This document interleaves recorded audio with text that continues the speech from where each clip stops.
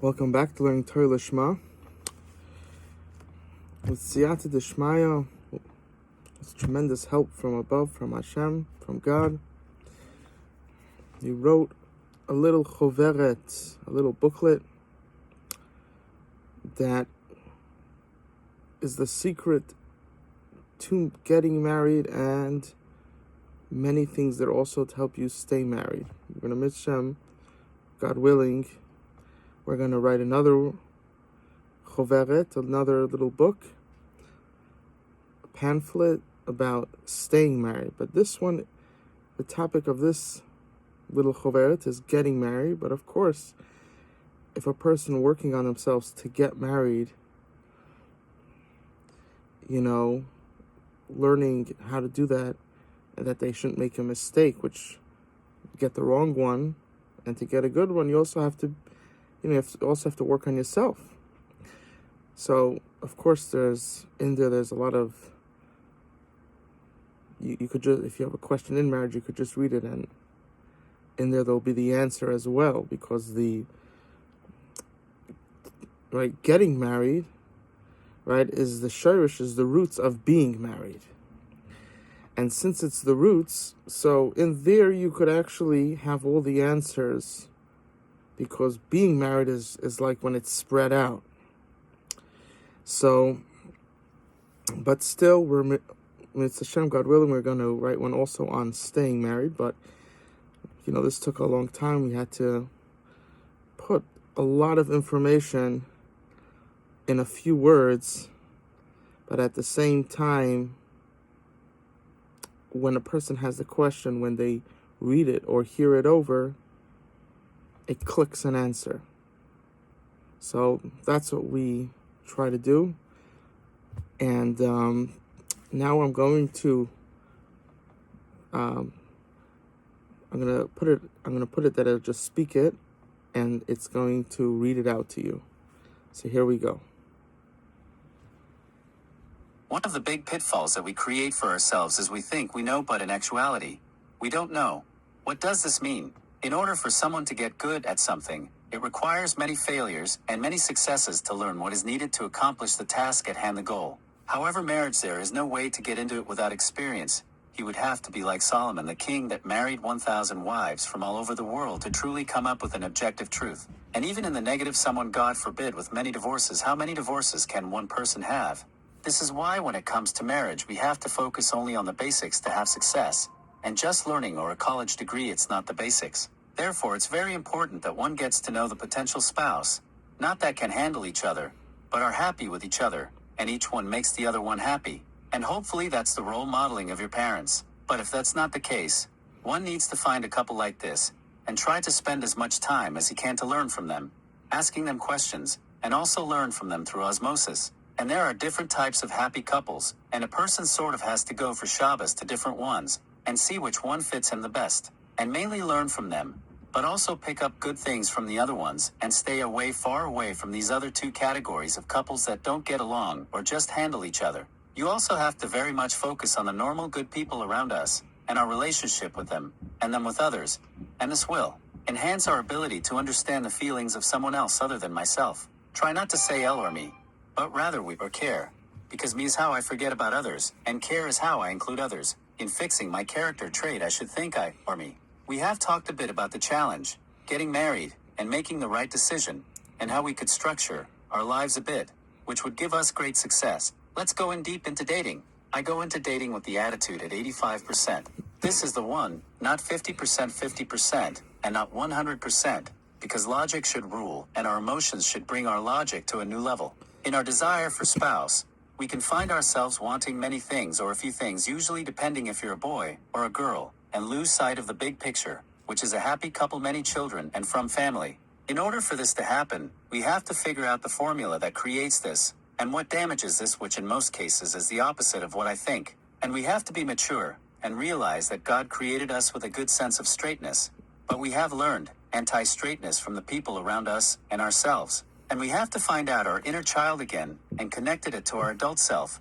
Like Yehuda said to Yosef, how can I go to my father if the child is not with me? Mystically, father is Hashem. This is a must for someone trying to create a stable, happy family.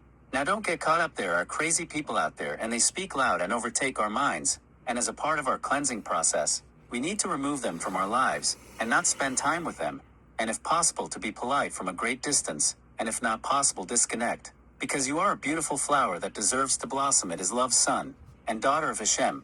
Now it's important to remember that if we're expecting to hear our opinions echoed, then we can't reach truth, because truth is not a two-fork in the road, rather a line down the middle, and there is slight lines off going in each direction.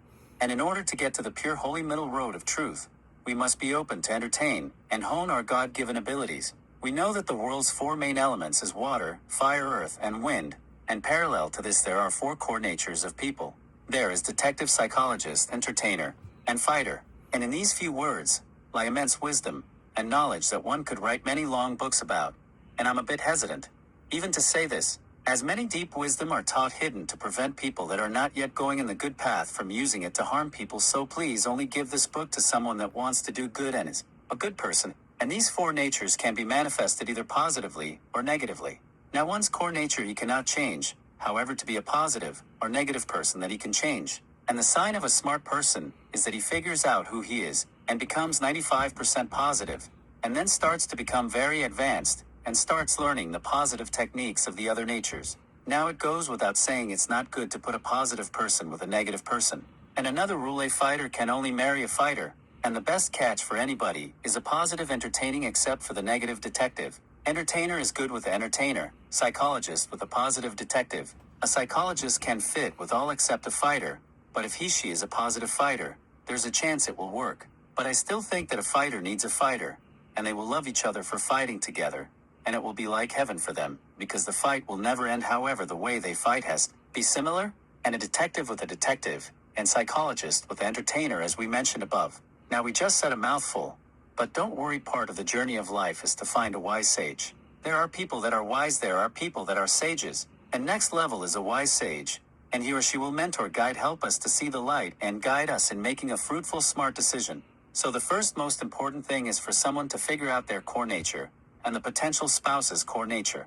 Now if we make a system that people can't meet potential spouses immediately, and certainly if it comes with pain and anguish, we lose this core decision value, to be able to make a good healthy decision for ourselves, and it ends up being left to luck, which usually means a Satan domain. Now if you're meeting people, then you're meeting people, but if it's being suggested to you, how do you go about keeping yourself safe? The answer is, if a good wholesome person is suggesting it, then you should immediately meet him or her. Usually in this list are parents, siblings, aunts, uncles, cousins, and regular good wholesome people. Now when someone suggests you your possible 85% spouse, that should be your mind frame, as we said in the beginning. You can just go take them on a coffee date, but it is advisable, especially for men and women, to see a picture of her or him. First of all, it's much safer to know how the person you're supposed to meet looks. And we also do not want people to get burnt out by many no's, which means having a picture of the boy or girl and showing it to the opposite sex without having to ask the boy or girl if you can show their picture. And even though Hollywood makes many men and women only like a certain type of look, there are still many men and women that like other things, or are more open, and each person can find their spouse in a happy way, not after heartbreak and despair, rather with happiness and joy, which is our goal for everyone. Is he or she a positive or negative person? This is so important that it boggles the mind. Negative with negative, and positive with positive, no explosions. It's very important that you like her or him, which is a makeup of his or her looks, nature, and vibes. So when you see a picture, and it's not 100%, but at the same time not 65%, should meet her or him, because each person has an expression of their soul, of their spiritual being, which we sense in the vibe, and character trait which can turn her or him into 200%, and it's wrong to say that a picture should not be shown because the vibe and character trait is not in it. Rather find the heart to teach them about the vibe and character trait. It's good if you both have a similar outlook and goal for life, however, not as important as people make it out to be, because for a young person these two things are very volatile, they change, and someone might have a goal, and for many good reasons won't come to fruition. How should I look at my potential spouse money-wise? This answer is very hard to say because it depends on many things, one of them being what type of world do you live in. So we will try to approach this the best way we can without it being too long. There are people that look how much money, and then there are smarter people that look how far removed is he or she from laziness. Now from a distance there seems no difference, however a true seeker of truth sees these two things to be light years apart from each other. When someone is filled with vitality and the will to work, not lazy and has a work ethic, it doesn't really make a difference what they're making now. Getting married will 10x each one of their potentials, and it's such a shame that one will be expecting the success of a much older person. Rather focus on if he or she is not lazy driven, and have a work ethic, and has good character traits and is from the same faith, and understand that that's my man or woman. It's important to add not to marry someone with debt unless you can handle it. This does not mean that he or she is not good. Rather, they can be very good. But you know certain types of bumps on the road you don't see, and a person's car hits it and the car goes flying, and it ends up being horrible, in short known as a stumbling block. And debt is a stumbling block for a good healthy marriage, so we can take out of this not to get into debt after you're married. Also, don't create this tricky big stumbling block. Now I know there's something called good debt, which this in and of itself is debated if it exists, but even on the opinion that it does is extremely limited to specific cases, and many detailed factors, and a still loan is not one of them according to all. One of the big mistakes people make is getting stuck in where I want to live now. Even going into dating that he or she has to agree to live here is a clear sign that one is not ready to share a life with someone else, because when my opinion triumphs and overtakes someone else's, this shows that I am too self-centered, and one of the main building blocks to having a good marriage is not to be self-centered, but caring, laughing, and feeling others, especially our spouse. Of course, we can have a preference which means a lot to us, but at the same time we need to put our minds together and make a decision from the mind and the heart, not just one of them. And there are many factors which most likely one will need to discuss together with a wise sage. Even though one might want to be in the same city as family, but if financially there's going to be a big struggle, to ignore the financials is a huge risk to marriage, as a lack to be able to grow financially is a big stumbling block, and marriage is all about compromise. So we find where we can be financially stable, but at the same time not too far from the family, or we make sure to visit often.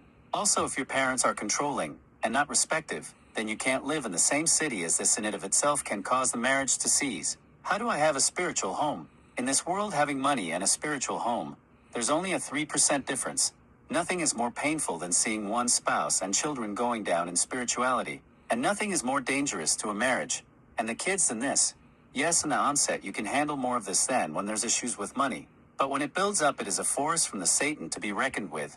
In the average scenario of money, it does not have the same destructive power in the long run as lack of spirituality. So we have to take this very seriously and make sure that we are in a good holy place where people are sensible, not extremist, anti-logic. 1. Smart guys want a woman with a work ethic, or at least woman that wants to acquire a work ethic. The reason for this is that quality of life is way up, and this brings up dramatically our needs, wants, expectations, and what is considered normal, and a lot more money is needed.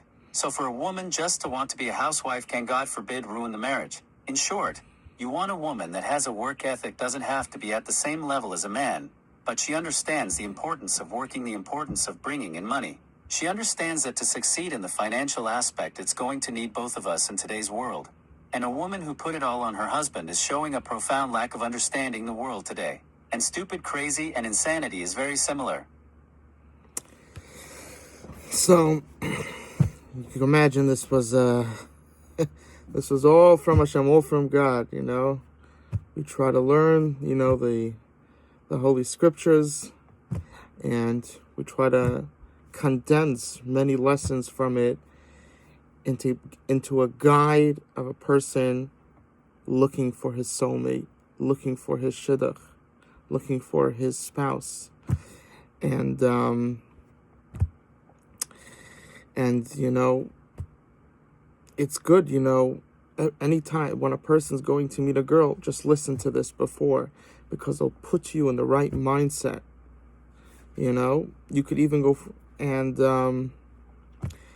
this is, you know, next level, many hours for this to be created.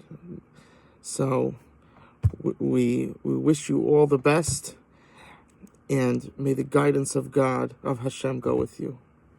All my blessings.